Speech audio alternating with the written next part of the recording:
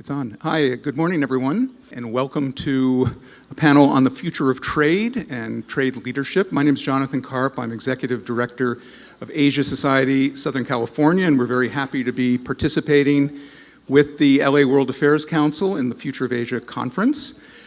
We often collaborate, and also, I'm like Terry, I'm a former journalist, so that's why I'm here. Anyway, we have a great panel and a really good mix. Two former diplomats, one former hacker, or maybe still a current hacker, opening up global trade. But Dr. Ruan Zongze is Executive Vice President of the China Institute of International Studies. He was a diplomat in the US and in the UK most recently. Wendy Cutler is Vice President and Managing Director of the Asia Society Policy Institute, which is our new internal, new from a couple of years ago, internal sort of brain trust. It's more than a think tank, and you know, Wendy and Kevin Rudd, who is the president of it, are leading a lot of initiatives, policy initiatives, publications, and Wendy's background, of course, is at the U.S. Trade Representative, where for many years she worked on trade agreements, specifically the US-Korea Free Trade Agreement, which has been in the news recently, TPP, which was in the news until recently, at least in the US. And finally, David Lee, who you might have seen speak earlier. He is the executive director of the Shenzhen Open Innovation Lab, which is, his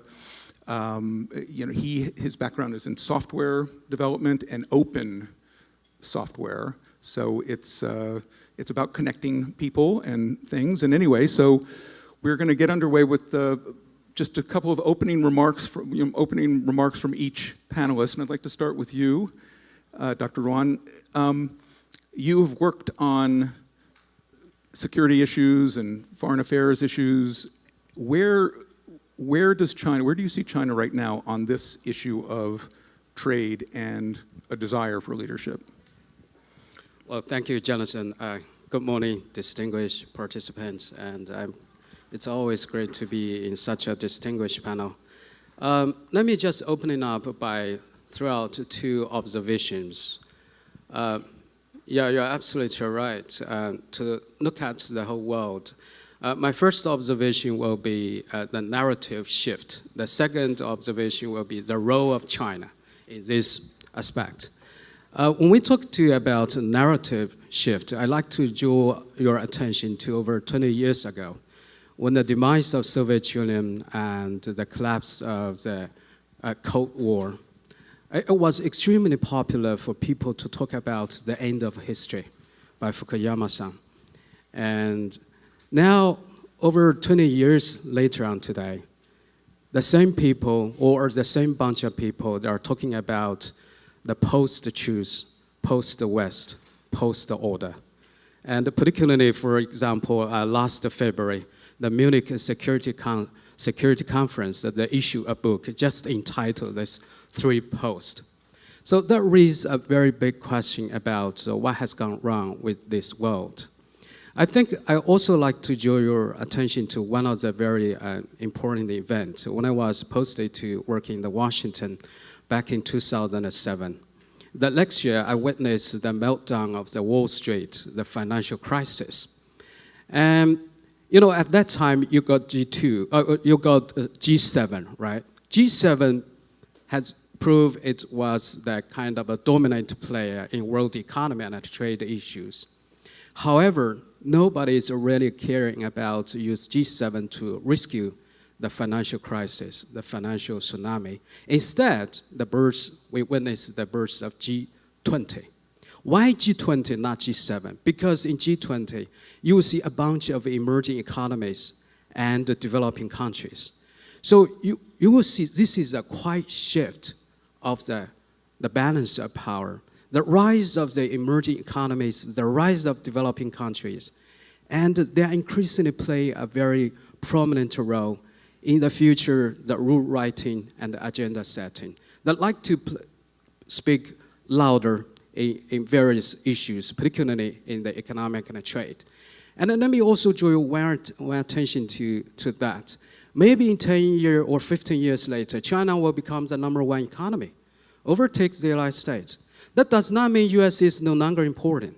No, make no mistake, U.S. will be extremely important, indispensable economic and military power. However, you can't stop other emerging economies to growth. This is my first observation. Second, what is the role of China? China started to, well, my experience of serving in Washington, people used to criticize for China to speak little and doing nothing. Now, the same people criticize China for China doing too much, speak too much. Because China in the past at least 5 or more years, you have seen China made enormous or a bunch of proposals, initiatives, and provide the Chinese solution for the problems of the world economy and trade. That means China starting to become a public goods provider. This is going to happen, and now it is happening. So China will surely participate in the rule writing and agenda setting. If you look at what happened in recent years, when China hosted the G20, very recently in Xiamen in China, China was hosting the BRICS countries. China is doing the plus, while America is withdrawing from the various kinds of institutions. But China wants to expand all these institutions. That will make difference. So I'll stop here. I'm surely looking forward to the comments and the questions. Well, thank you. Thank you. It's a perfect segue to Wendy, who has seen it from the inside, from the micro to the macro on the U.S. side. How do you characterize the world of trade right now, leadership? Well, I think it's safe to say that we're in a very different position with respect to regional trade than we were about 2 years ago when the Trans-Pacific Partnership Agreement was concluded. At that time, the United States was very interested in playing a leadership role in the Asia-Pacific region, and particularly with respect to the economic area. We work with other like-minded countries in the region to develop what we would call a high-standard regional agreement. And the hope was that over time, other countries, including China, would join. It wasn't an initiative aimed against China. It was really an initiative banding together those countries that wanted to achieve high standards. Well, some of that is history now. And with our recent election, it's no secret that, particularly with respect to trade, this administration is stepping aside and not really interested in leading the region, or even particularly interested so far in embarking on new market-opening trade negotiations in the region or globally. That might change, but for now, that just doesn't seem to be the objective. And as a result, a vacuum has been created for regional economic leadership. And we've seen China in particular become very interested in filling that vacuum. And I would just make maybe a couple of points here. I think it's too early to tell to see how this will all play out. President Xi has been very vocal at the Davos meeting, at the recent BRICS summit, and throughout the year, trying to position China now as the leader with respect to regional trade liberalization, regional trade integration, anti-protectionist, and really promoting what he calls kind of an inclusive trading regime in the region.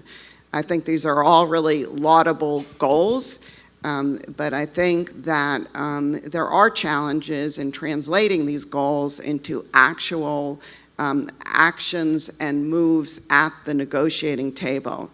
You know, it's funny, I was just listening to your remarks, and I remember being part of a U.S. delegation and in many trade negotiations, and there was always kind of a love-hate relationship that sometimes the countries wanted us to lead, but then when we did lead, countries got frustrated with us that we didn't include everyone all of the time.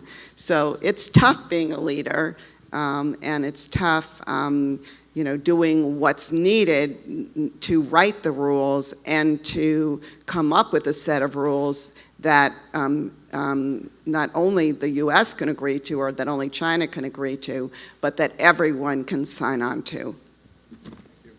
And David, so you're approaching it from the ground level, the business world, you're a practitioner. You see this debate going on about the who will write the rules for trade. How is that affecting businesses that you are involved with, or what you see in Shenzhen, in the tech world of Shenzhen? Well, I think we're looking at the global shift. So I just mentioned the G7 expanding to G20, and we are looking at it from the other side as how technology is facilitating the trade, and what happened in China and what it means in the past 30 years. It opens up not as the traditional Japanese model of the everything built in Japan and let's export it. China is actually set up, interestingly, making production and manufacturers as a service to the globe. And that access now is being very fastly facilitated by the internet, by technology. So we are looking at this from much more bottom-up side of how that trade relationship gets established. And when this is being done en masse, how much of the trade policy was actually relevant to that. Because I think a lot of trade policy focusing on what's today, what's my big industry today, without taking into account what's the big industry tomorrow, because nobody knows. And this bottom-up approach and this really open attitude, sometimes it's interesting for me to hear the terms like, okay, well, the China in trade war with the US or China with trade war with somebody else. But the fact is take example of city of Shenzhen. It's producing 90% of the electronics for the global 7 billion. Shenzhen cannot afford to be in trade war with anyone. They are all customers. But it's not all coming from a Shenzhen company. It's coming in from a cooperation between Shenzhen and whatever is the local, and how that kind of the production as a service, how that kind of the rapid global connections is going to shape the future of trade. And that's what we are focusing on. Thank you. And going back to your comment about how people are complaining that China is talking too much now. Well, let's start with President Xi's remarks at Davos, which was kind of a declaration. What can you point to that backs up that rhetoric since he made that speech and got good headlines? Well, it's a great question. Actually, if we can recall over 20 years ago, it was the West, America and Europe, they are educating the whole world how beautiful the globalization is. What are the enormous opportunity or merits of the globalization is. But now it seems that they are withdraw or backpedals on this particularly important issue. So China came up with a very strong voice that China will defend the world, the globalization and the free trade. And China surely reject any kind of protectionism. But having said this, I don't mean there is a vacuum. No, I always have problem with the vacuum narrative. Because this is, I think, two things started to trigger China to come up with these kind of initiatives or its more forward-looking attitudes. Number one, the rest of the world has a greater expectation for China to speak up and to shoulder greater responsibilities. I can recall at the end of the tenure of President Obama, he time and time again said, China, you should not continue to be a free rider anymore. You should shoulder greater responsibilities. So there's a growing number of expectations for China. Needless to say that developing countries, when we approach developing countries, that very much urge China to stand up to say something which they think will be identical to their interest. Number two, for China's economy and trade, it is also a very critical period of time. China has already fully integrated itself to the rest of the world. China's economy is much more open than you think, much open than the economy of Japan and many other developed economies. If you look at what is the percentage China's trade linked to the rest of the world, China cannot afford to see any kind of protectionism or the globalization, because that will surely hurt China much more than any other countries. And in the last over almost 40 years opening up, China benefited enormously by integrating itself, by working with the rest of the world. So the past experience tell us it is a tremendous beneficial for China to be part of this world network. So it will be inconceivable for China to withdraw and get back. So that's from these two driving forces that make China have to come up with more ideas. So like the AIIB and the Belt and the Road Initiative and many other stuff. Right, but just quickly to follow up, since President Xi's speech, has there been an action that you think has been taken to signal to not just the developing world, but to the major economies that China is ready to assume the mantle in some very concrete way? Yeah, I think China speak the concern of many countries. Not only, yeah, absolutely right, not only the developing countries, but if you look at most of the Europeans are pretty positive on China's this kind of attitudes and positions. When Chinese leader Xi Jinping, for example, when he was the G20 in last July, and on many other fronts and topics that China see eye to eye with many of even the developed economies, and so to speak. So my point actually here, it means China will not, this is not the intentional challenge of Americans' supremacy or leadership of the rest of the world, but actually it comes as a lateral demand, growing expectation for China, because people worry about China for what? One of the fundamental reasons for their worry about China is about China's policy transparency of the policy. What are we going to do, right? To put it more bluntly. So by proposing initiatives, these kind of suggestions, China actually is answering those concerns, and it will tell the rest of the world what does China want? What does China really like to do in the future? So I think this will win more minds and the hearts of the rest of the world, hopefully. Wendy, you were intimately involved with the Trans-Pacific Partnership, and now the U.S. isn't a part of it, which is part of the withdrawal that you've talked about. But you've made some interesting observations about how other leaders have emerged within that group, and why don't you talk about that and what impact that might also have on the new Asian trade order?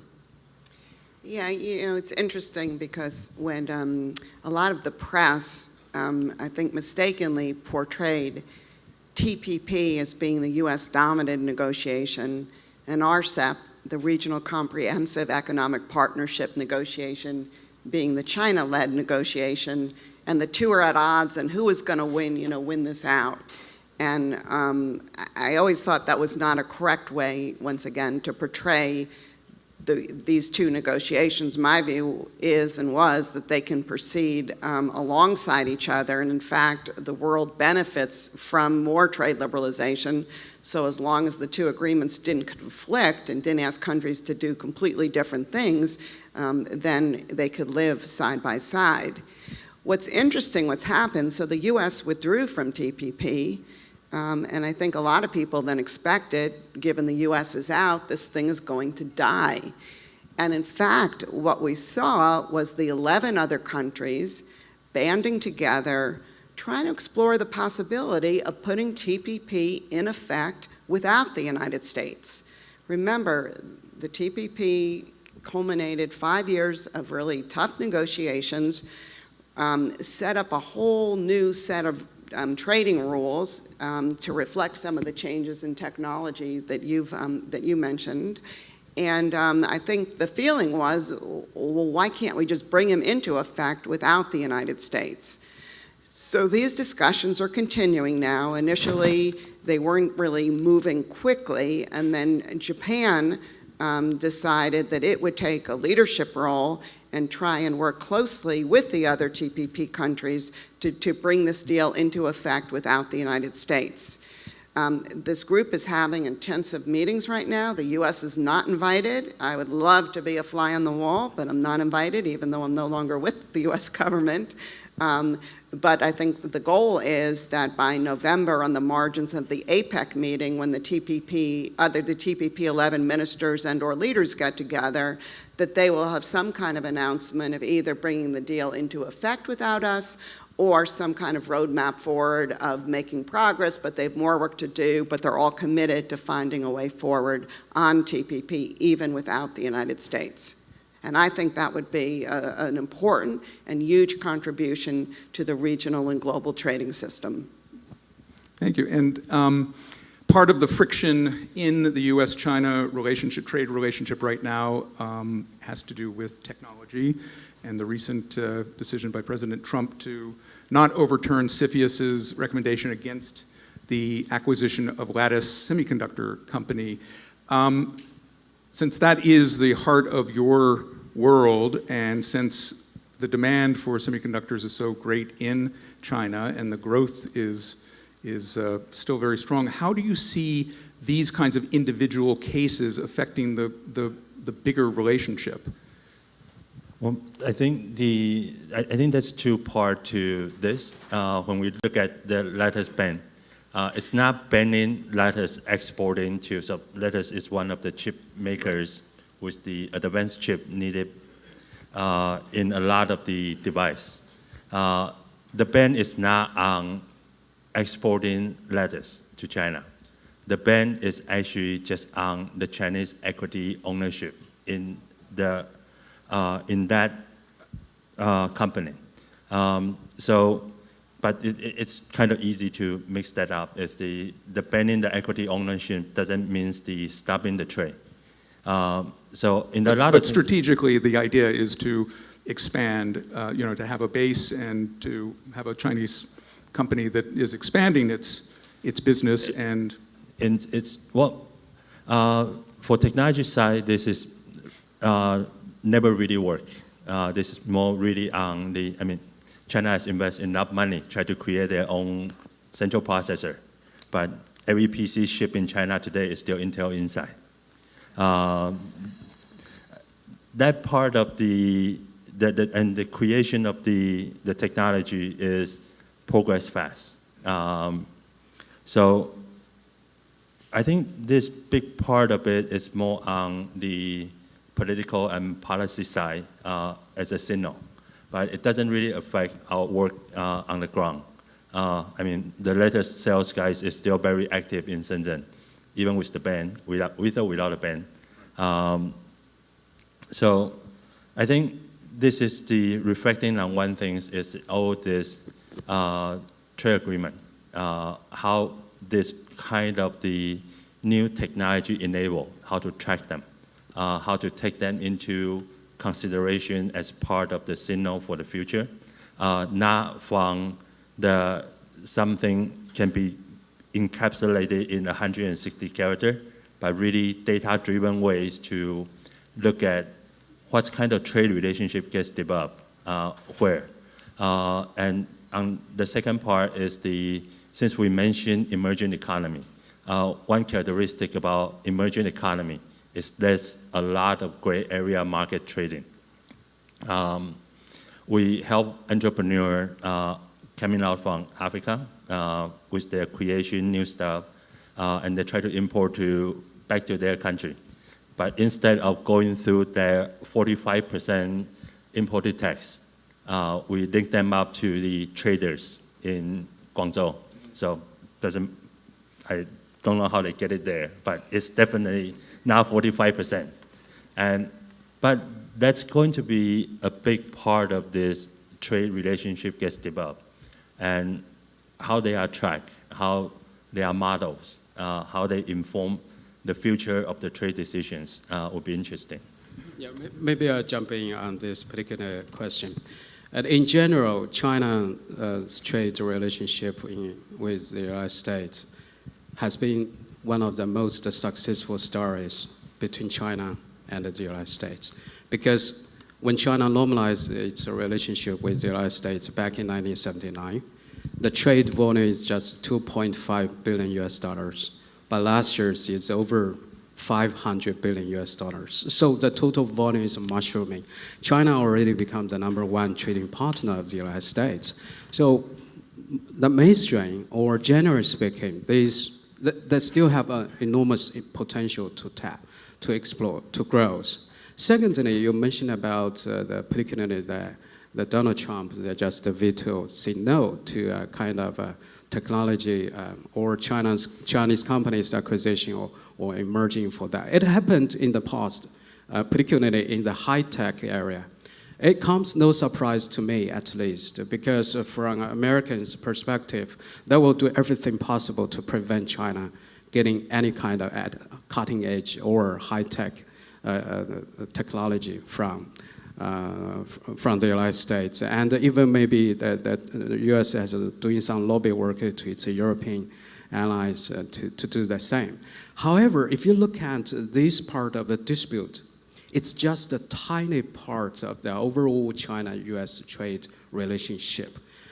There is, if I remember correctly, it is just influenced at less than 2% of their trade volume. So it's really tight, almost nothing. However, it sends a kind of maybe political message and elective message about this problem.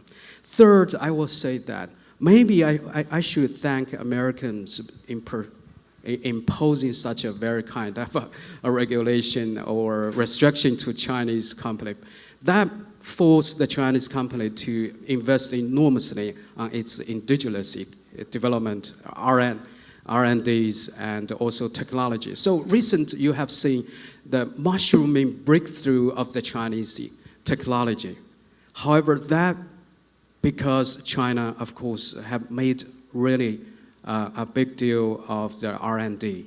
And this will, I think, support China's future economic growth. So Shenzhen is a great example. Shenzhen's successful story is very different, unique, comparing with other cities in China, like in the Delta area in Guangzhou and anywhere. Shenzhen is a technology-driving city. It's a Silicon Valley of China. It's innovation-driving economy. So it's more competitive. It's more sustainable, thanks for the enormous R&D and the technology investment.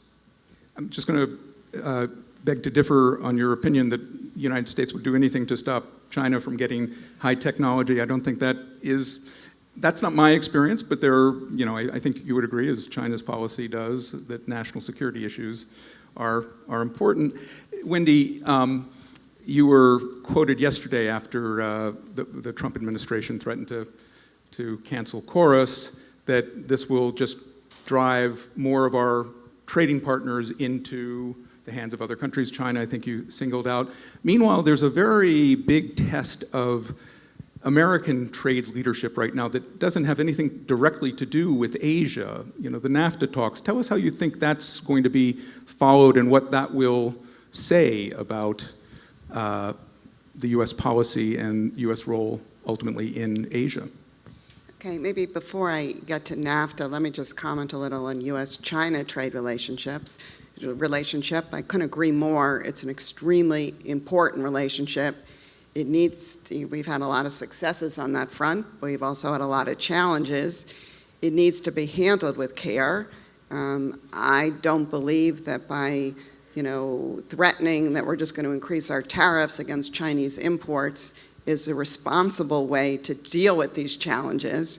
I very much support the comprehensive economic dialogue, which was agreed to by President Trump and President Xi at Mar-a-Lago, and I would hope that that forum can really serve as a venue for discussing some of the really challenging issues in our trade relationship. The U.S. companies, U.S. workers have a lot of concerns with barriers in China And I think it behooves both countries to sit down and discuss these, recognizing that China also has concerns with respect to their access to the US market. When I look at the upcoming visit by President Trump to the region, including to China, although I don't think his trip has been officially announced yet, I don't think it's a secret, I hope that's an action-forcing event that will get both countries to say something positive about trade and display a real commitment to rolling up their sleeves and trying to address some of these serious issues that are affecting trade between our countries. Now let me just pivot a minute to NAFTA, the North American Free Trade Area negotiations. The deal is about 24 years old. It definitely needs updating, and that's what's going on right now. The Trump administration's main trade negotiation now is NAFTA. They're putting a lot of resources into this, and very much, along with Mexico and Canada, want to conclude this negotiation by the end of the year. What I tell my Asian friends is watch this negotiation very carefully, because I think it will provide a lot of insights into the negotiating substantive priorities of this administration, as well as their negotiating strategy. For example, a number of proposals that the United States has put on the table to date for our NAFTA partners has a very close resemblance to a lot of the TPP provisions. But in addition, there are also going to be new areas where the administration will explore with Canada and Mexico to try and get at some of their concerns in those markets, including their fixation on reducing the bilateral trade deficit with Mexico in particular. I'm always asked, do you think this negotiation can be concluded by the end of the year? And I never say never, but I think it's going to be an enormous challenge to do that. There are a lot of issues on the table, and Canada and Mexico have their own demands in this negotiation in areas that are going to be very difficult for the United States to move. And the US is going to put proposals on the table that I think Canada and Mexico are going to find very difficult, not just to accept, but to actually negotiate and find common ground. So trade negotiations are always challenging, and I think NAFTA will have its challenges, but I think it's going to be a real learning experience for the new administration and their new group of trade negotiators.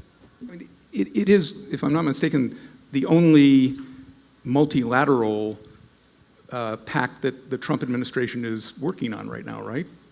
Yeah, but I think they would call it like a bilateral or trilateral. They wouldn't call it a multilateral, okay. Because but more than bilateral, which of course is. Well, I think it was interesting because when the Trump administration, when they announced the third day of the presidency that they'd withdraw from TPP, in addition they said, and furthermore, we're not going to be doing multilateral negotiations anymore. We're just going to be doing bilateral negotiations. And then, of course, the first negotiation that they want to do involves two other countries. So it was hard for them to explain, well, you said you're just going to do bilaterals, but the last time we looked, Canada, Mexico, and the United States equals 3. So then there were some discussions, oh yeah, but we're going to negotiate separately with Canada, and we'll negotiate separately with Mexico, and then somehow we're going to merge them. And then Canada and Mexico basically said, no way, we're together, this is a regional trading bloc, and that's how we're going to negotiate. So we don't really talk about that anymore, but I wouldn't call it a plurilateral. They're leading those negotiations, are you saying? Who? Canada, combined Canada and Mexico? In any event, I call it a trilateral, not a plurilateral or a multilateral. Well, and another thing that is, okay, so Trump's preoccupations with bilateral relationships, and as you've pointed out before, it's also with kind of relitigating existing relationships as opposed to opening new markets. What are the markets, the key areas, the key markets in Asia that China would like to open to prove that it's a free trader?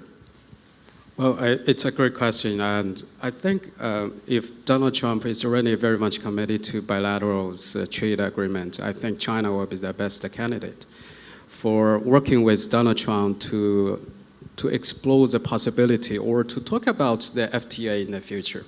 Maybe it's too ambitious because we have not yet reached the BIT yet. However, as a scholar, I will speak something in the future. So I don't rule out.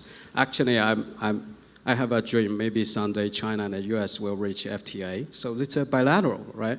And by the way, China has no sympathy for TPP, and China no complaint. I maybe have a different view on many other issues with Donald Trump, but for TPP, I really don't have any kind of complaint because China is not part of the game. And however, now what happens in Asia, particularly, I'll come back to your point after this. What happens in Asia? I just had a tour to the Southeast Asia countries. Now they pick up the RCEP as maybe as an alternative whatsoever. That desperately needs more institutionalized cooperation in the region. So RCEP at this point provides the best opportunity. The TPP issue, I don't see any kind of, I don't see to dismiss the TPP. However, one of the value of... Why don't you, just for clarity, elaborate on RCEP, on what it is to explain? Yeah, RCEP is about regional comprehensive economic cooperation. China is part of it, America is not. So that's why some people say China is leading leadership of RCEP. This is not actually true. The real leadership is ASEAN countries, not China, because ASEAN plus, China is one of the plus of this regional cooperation. And one of the value of TPP is the partners that want to access the American market. TPP without America is almost nothing. How could you expect those 11 members that have greater access to their market? So back to your point for China, of course, China is committed to the free trade. Of course, there are some complaints about their difficulties to access the Chinese market. I think what China is doing now is China is trying to work on two fronts. On domestic front, China like to build its rule-based and rule and norm-based trade regime for its own self. In the same time, China advanced aggressively to other partners to advance this FTA issue. China now pick up FTA as a very important tool. China has already reached FTA with a number over 20 countries. Now there are many more under discussing. And by this FTA and also plus BIT, that will provide other countries greater access or better access to Chinese market. I don't think anybody, if you want to have a future in trade, to become a trade power, you cannot afford access to China's market, China's domestic market, because China will be the #1 domestic market in the world. Now what China is doing, its economy shift, is China is shifting from the export-driving economy to domestic consumption economy. So to booming up the domestic market, China has a huge stake on this and also good for the rest of the world. The next year will be very important. Xi Jinping proposed we will do import. China will host an import fair in China for the first time. In the past, what China doing is expo fair. But now for the first time, China will do import fair to attract the other economies and stakeholders to come better to access to China's market. Thank you. Hi, Wendy. It's encouraging to hear some of the innovative chapters of TPP are surviving in this negotiation with NAFTA, because I'm sure that came about through many years of intensive consultations with business and other stakeholders. So is this kind of a sign that there is a progressive-minded approach to trade negotiations from this administration, despite the more progressive approach towards local content and other requirements that we're seeing in NAFTA?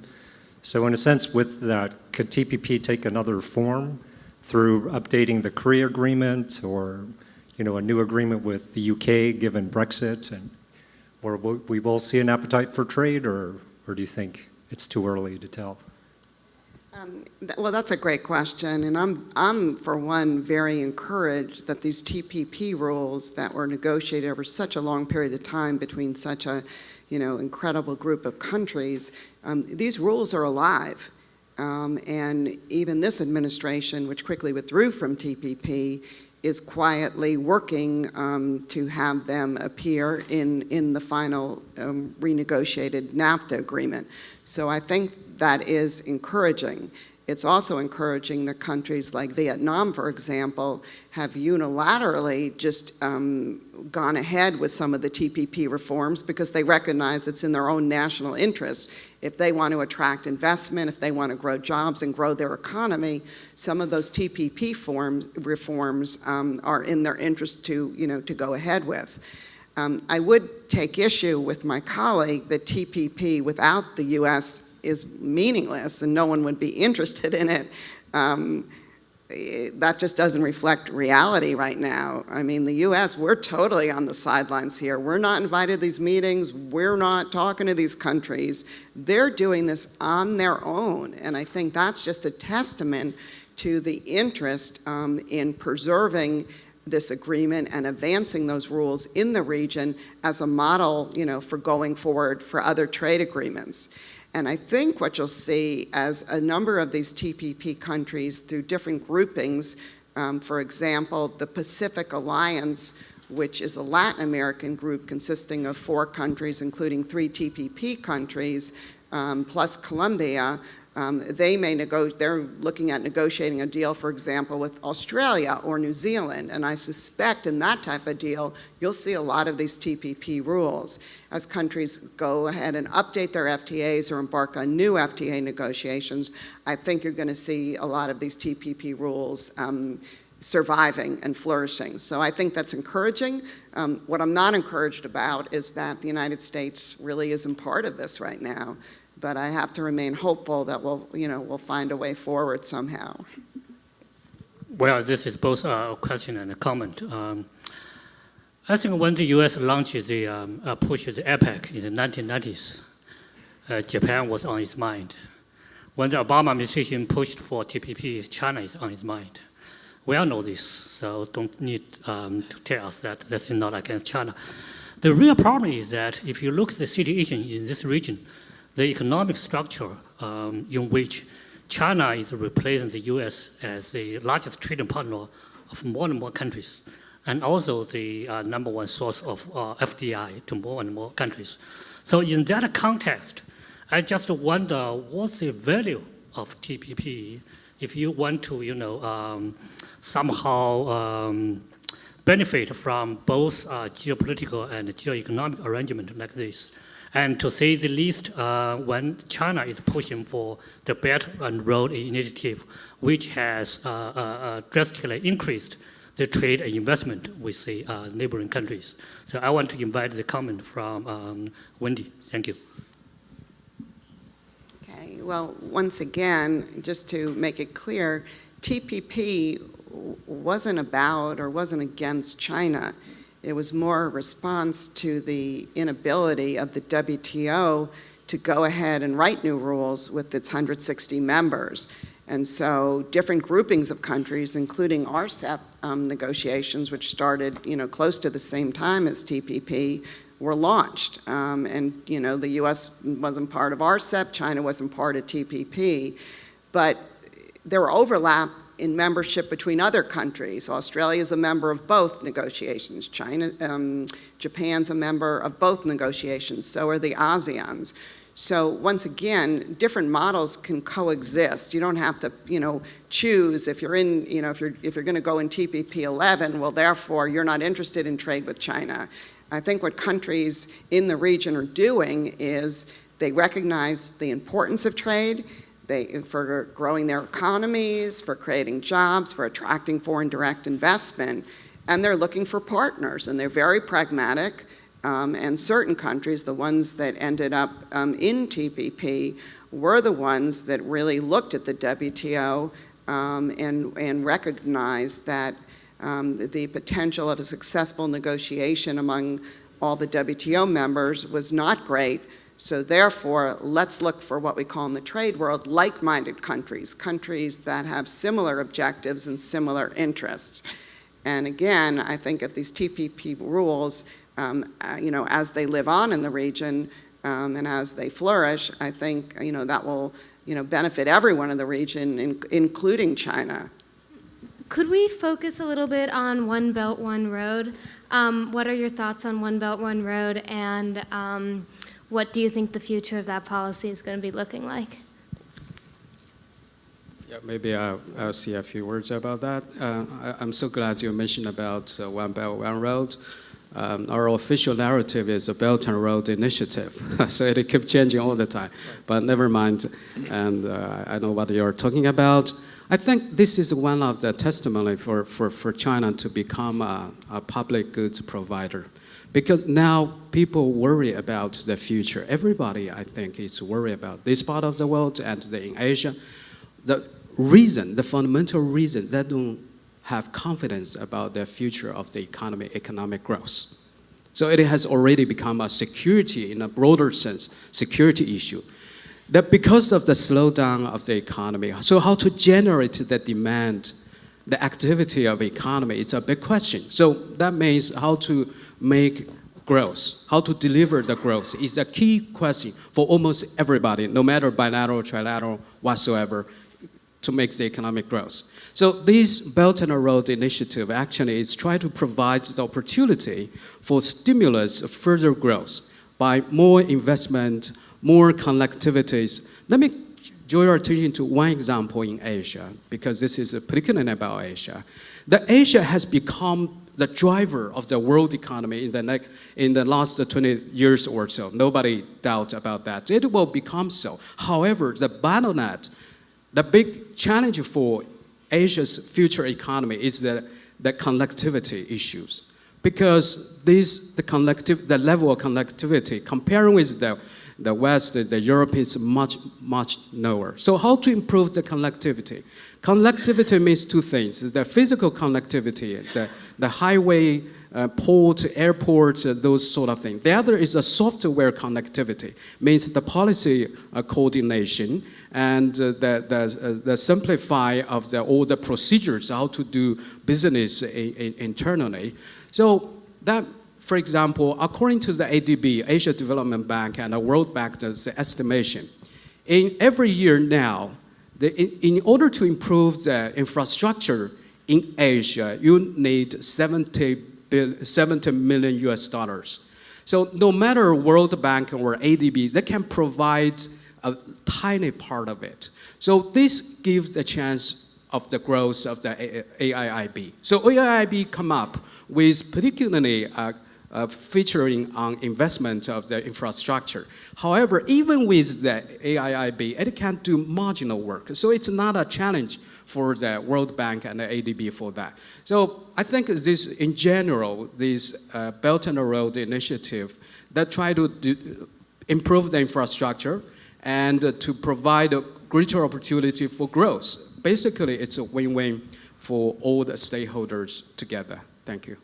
At the beginning of this talk, you stated that in the next 10 to 20 years, China may become the dominant country. Could you go a little deeper into that, please?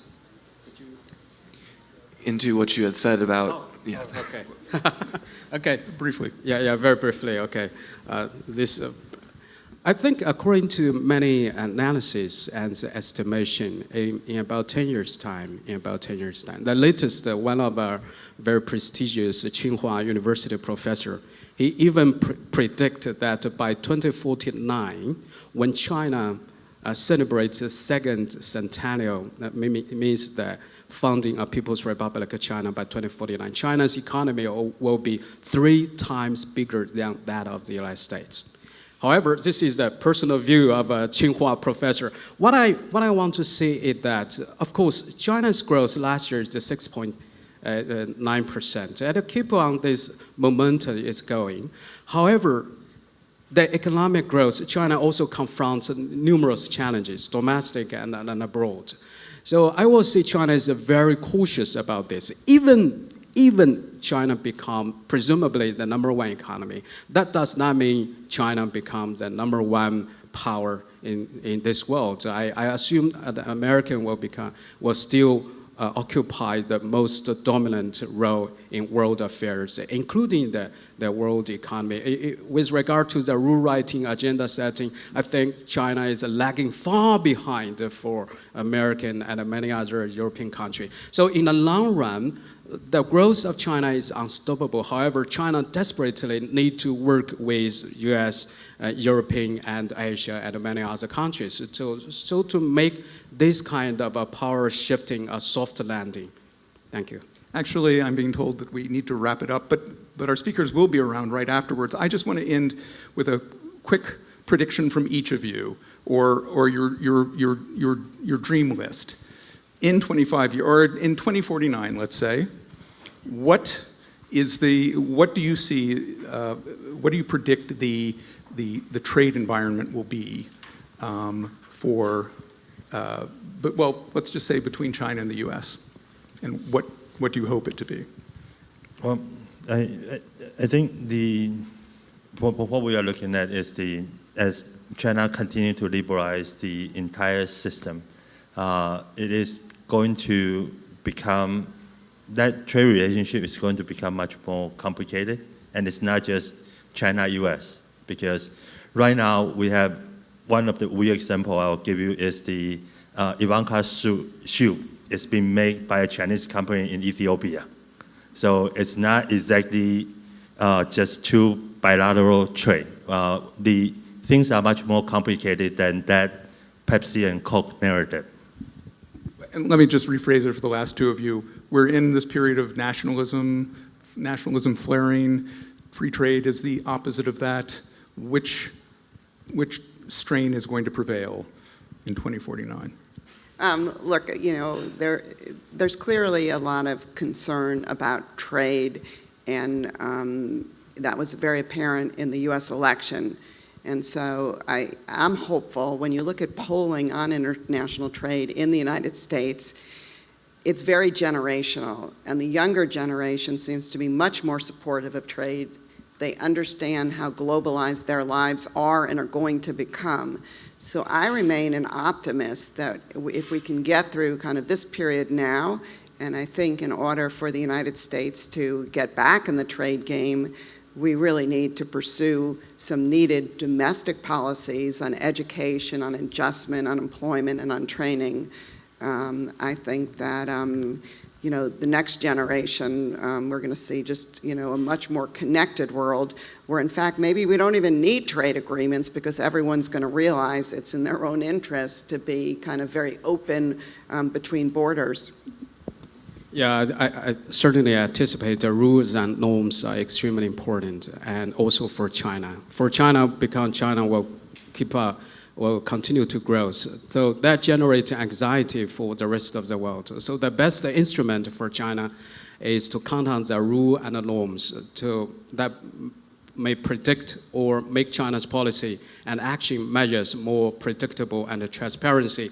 However, I shouldn't finish this by mentioning one thing about rule and norms. And sometimes China also has some difficulties and problem about it. For example, 16 years ago, when China joined WTO, the WTO, the Article 15, as mentioned particularly, that will grant China's market economy status by the end of last year. However, the West, America, Europe, and many, they have the second thought about this. So it raised the question of not this rule and law, not just for China, but for the whole world, applied to all the stakeholders. Thank you. Thank you, and I just want to thank our speakers and also point out it's a topic we didn't get into, but obviously leadership in trade is about more than just trade and economy. It's about security as well, and that's why I think that this question of which institutions emerge or refined or are kind of reaffirmed is so important in the U.S.-Asia relationship right now. But anyway, thank you to our speakers and thank you to our guests as well. Thank you, Jonathan.